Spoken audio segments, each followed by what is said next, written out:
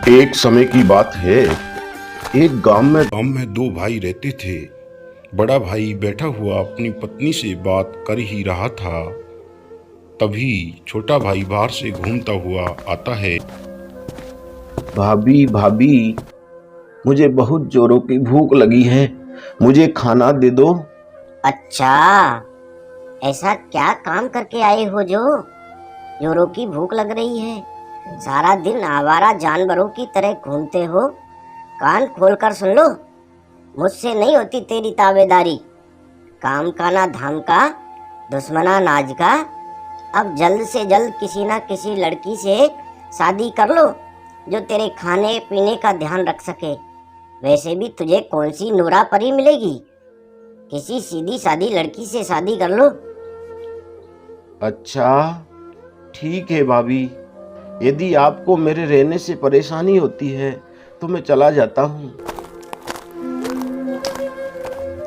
आपको उससे ऐसे नहीं बोलना चाहिए था। आखिर वो मेरा छोटा भाई है। आखिर अपने सिवा उसका है भी कौन। अच्छा, मुझे ज्यादा ज्ञान देने की जरूरत नहीं है। आप भी चले जाओ उसके साथ, आए भाई वाले। छोटा भाई घर से नाराज होकर बाहर निकल जाता है। चलते चलते मार्ग में एक गांव आया। बाबा, मुझे बहुत जोरों की भूख लगी हुई है, कृपा करके 2 रोटी और 1 गिलास लस्सी का दे दो। अरे बेटा, ओ चिम्मनलाल, 2 रोटियां और 1 गिलास लस्सी का लेकर आओ। मजा आ गया बाबा साहब, आपका बहुत बहुत धन्यवाद। रोटी खाकर मन को शांति मिल गई है। बेटा, तुम जा कहाँ रहे हो? सोते हुए मसीदों को जगाने के लिए जा रहा हूँ बाबा। तुम मेरा भी एक संदेश ले जाओ और उसका उत्तर वापस लेते हुए आना। बाबा बताओ, आपका क्या संदेश है? जब हमारे गांव में तीजों का मेला लगता है तो आग क्यों लगती है? अच्छा बाबा, मैं आपका ये संदेश मसीदों को दे दूंगा। अब मैं चलता हूँ।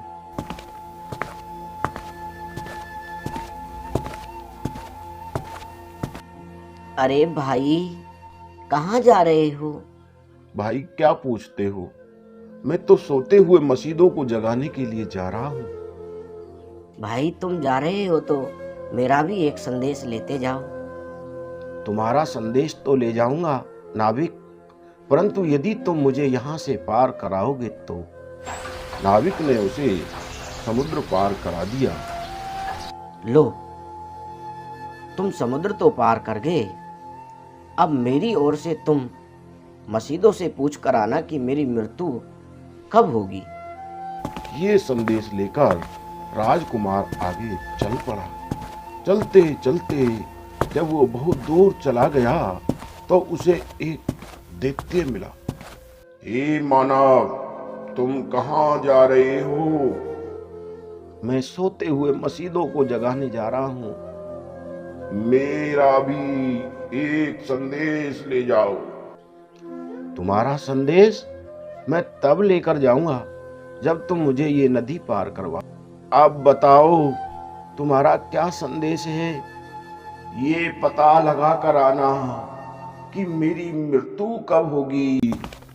उसके पश्चात राजकुमार आगे ही चलता गया। आगे चलकर उसे एक मस्जिद मिल गया। अच्छी प्रकार से साफ करके और मस्जिद की प्रार्थना करने लगा। जागते ही मस्जिद ने राजकुमार की तरफ देखकर पूछा, ए सुंदर युवक, तुम यहाँ कैसे आ गए? राजकुमार ने सारी कहानी मस्जिद को सुना दी। ठीक है, मांगो, क्या मांगते हो? महाराज, आपका दिया हुआ सब कुछ है। तीसरा वचन है, मांगो, क्या चाहते हो? ये वचन खाली ना जाए। महाराज, चाहिए तो कुछ भी नहीं, परंतु मेरे पास कुछ संदेश हैं, उनके उत्तर दे दीजिए, मैं वापस चला जाऊंगा। मुझे उन संदेशों का उत्तर लेकर जाना है। यदि दे दो तो आपकी बड़ी कृपा होगी। मैं यही समझूंगा कि आपने सब कुछ दे दिया। तुम्हारे पास कौन से संदेश हैं, उनके उत्तर साथ ही लेते जाना। पूछिए, क्या पूछना चाहते हो? महाराज, एक तो यह है कि एक घोड़ी खेतों में चल रही थी। उसने कहा है, हे भाई, मस्जिद से पता लेकर आना कि मुझको कोई पकड़ता क्यों नहीं है, कोई मेरी सवारी क्यों नहीं करता है, ऐसी क्या बात है? राजकुमार, अब सुनिए। वह इसलिए है कि जो भी वहाँ से गुजरता है वो यही सोचता है कि यह किसी की होगी और यहीं कोई बैठकर इसे चरा रहा होगा, इसलिए उस पर कोई सवार नहीं होता। अब दूसरा संदेश बताओ। महाराज, मुझे एक दैत्य मिला और वो पूछता था कि उसकी मृत्यु कब होगी। सुनिए राजकुमार, उसकी मृत्यु तब होगी जब उसका धन, जो कि एक पेड़ के नीचे दबा हुआ है, उसमें से आधा वह किसी और को दे देगा, नहीं तो वह इसी प्रकार तड़पता रहेगा और दुखी रहेगा। महाराज, मुझे एक नाविक भी मिला था रास्ते में। वह भी पूछ रहा था कि उसकी मृत्यु कब होगी। अरे राजकुमार, तुम तो सभी की मृत्यु के बारे में पूछ रहे हो। जी महाराज, मुझे तो यही संदेश दिए हैं। सुनो, नाविक पहले एक ब्राह्मण हुआ करता था। वह बड़ा होनहार, दयालु और महापुरुष था, परंतु वो किसी को अपनी विद्या नहीं देता था। अब यदि वह किसी को अपनी आधी विद्या दे दे तो ही उसकी मृत्यु होगी और वह इस संसार रूपी जंजाल से सदा के लिए मुक्त हो जाएगा। और बताओ, यदि कोई संदेश और हो तो भी पूछो। महाराज, एक संदेश और भी है। वह यह है कि एक गांव में मुझे एक वृद्ध मिला था। उसने मुझे रोटी और लस्सी का एक गिलास भी दिया था ताकि मैं अपने पेट की अगिन शांत कर सकूं। उसने मेरे से कहा है, जब गांव में तीज का त्योहार आता है तो उस अवसर पर एक बड़ा भारी मेला लगता है, तो उस गांव में उसी समय आग क्यों लगती है? अरे राजकुमार, सुनिए।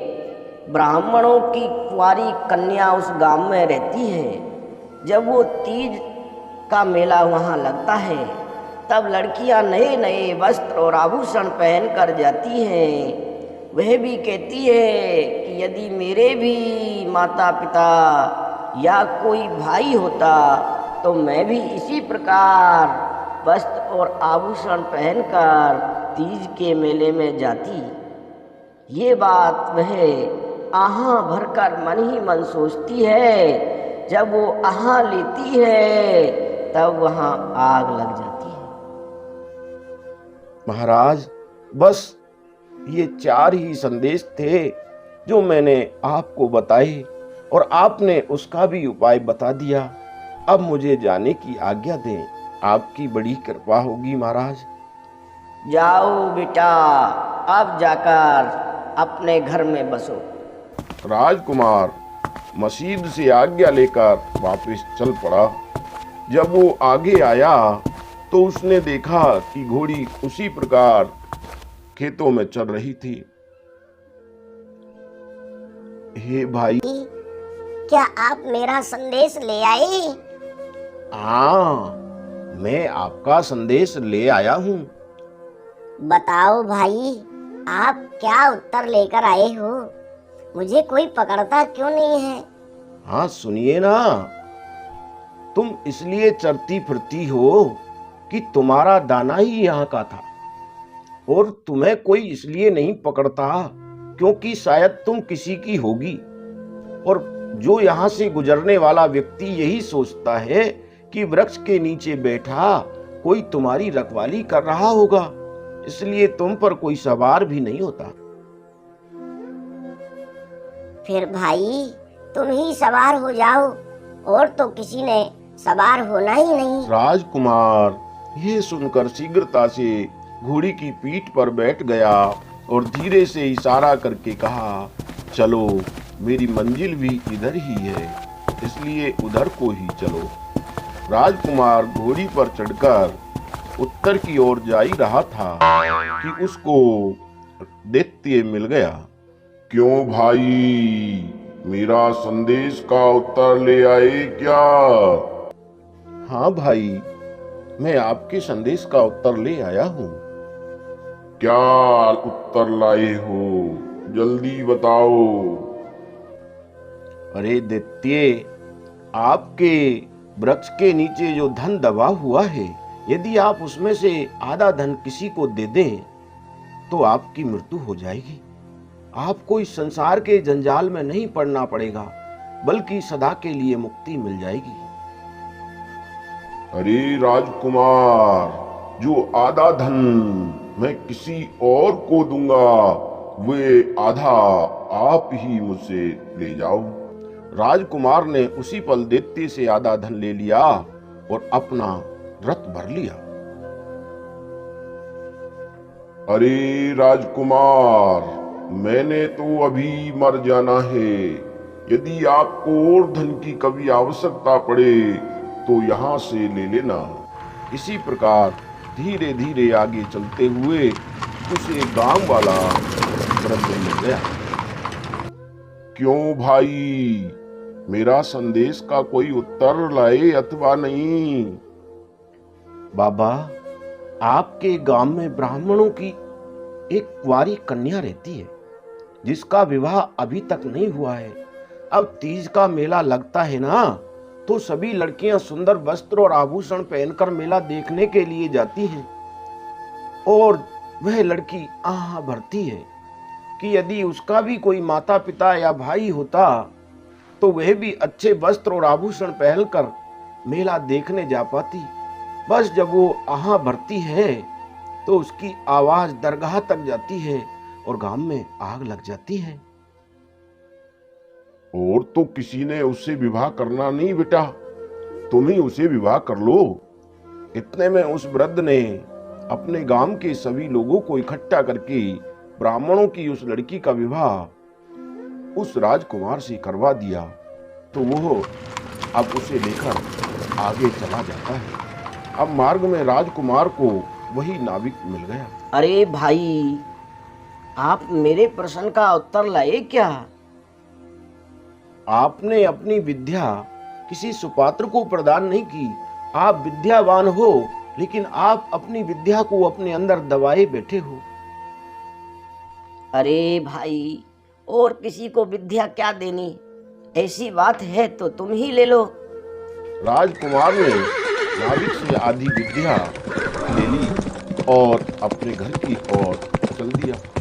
अब दैत्य का आधा धन, नाविक से आधी विद्या लेकर और ब्राह्मणों की लड़की लेकर वह राजकुमार अपने घर को चल पड़ा। जब वो घर पहुंचा तो उसकी भाभी ये सब देखकर हैरान हो गई। देखो भाभी, मैं तो नूरा परी लेकर आया हूं और साथ ही मैं विद्या में भी निपुण हो गया हूं, और इतना सारा धन जो हमारी 7 पुश्तों तक समाप्त नहीं होगा। इतना ही नहीं, यदि और धन की आवश्यकता पड़ी तो और ले आऊंगा। देखो, साथ ही ये घोड़ी कितनी सुंदर है। अब राजकुमार ने अपना सारा घर धन से भर लिया और अपने लिए अच्छा खासा महल भी बनवा लिया। देवर जी, अब अलग मत होना हमसे। आप तो तानेबाज हो भाभी। अब मुझे तुम्हारी क्या आवश्यकता है? जब मेरे पास कुछ नहीं था तो मुझे ताने मार मार के आप परेशान कर रही थी। अब मेरे पास है तो अब कह रही हो कि आप हमसे अलग मत होना। अब तुम्हें देवर से क्या मतलब है?